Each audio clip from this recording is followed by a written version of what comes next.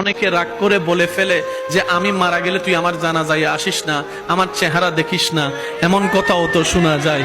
এই মানুষটা সবার জানাজায় যেতে পারে, নিজের মায়ের পেটে রক্তের ভাইয়ের জানাজায় যেতে পারছে না আজকে, ওই রাগের কারণে, ওই ক্ষোভের কারণে। কোন দুঃখে আজকে ভাই ভাই একটু জাগার জন্য একজন আরেকজনের চেহারা দেখতে রাজি হচ্ছে না? কোন কোন কোন সে সম্পদ যেটার জন্য আজকে এক মার পেটের ভাই বোন একজন আরেকজনের চেহারা দেখতে রাজি হচ্ছে না? আমি শ্রদ্ধার সাথে বলি, এই এলাকা সম্পর্কে আমার কোনো জানা নাই, জ্ঞান নাই, ধারণা নাই, তবে আমার মন চাচ্ছে বলতে, তাই বললাম।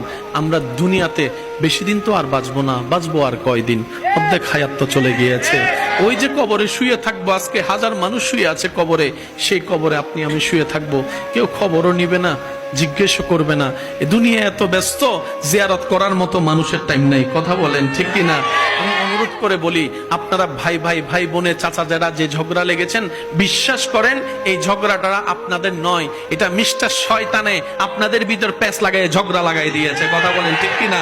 অনেক এলাকার মানুষকে দেখবেন দুই ভাইয়ের দ্বন্দ্ব হলে মাঝখানে গিয়ে একটু কান পরা দেয়, একটু তোলা দেয়, এমন এমন কিছু কথা বলে যেন দুই ভাই ঝগড়া লেগে যায়। বাস্তবতা দেখা যায় ওই দুই ভাইয়ে 10 বছর মামলা টানাটানি করেছে, তৃতীয় নম্বর ব্যক্তিটা দোনোজন থেকে টাকা খেয়ে লাখ টাকা থেকে কোটিপতি হয়ে গিয়েছে, এমনও পর্যন্ত মানুষ আছে। তো মানুষ তো আমরা, রাগ তো থাকবেই, অভিমান তো থাকবেই, মান অভিমান তো থাকবেই, ভালো লাগা খারাপ লাগা তো সবারই থাকবে, সবই তো মানুষ, ঠিক না? তো সেজন্য দিনও আছে, রাতও আছে, গ্রীষ্মকালও আছে, শীতকালও তো আছে, কালের পরিবর্তন সবকিছুই তো হবে।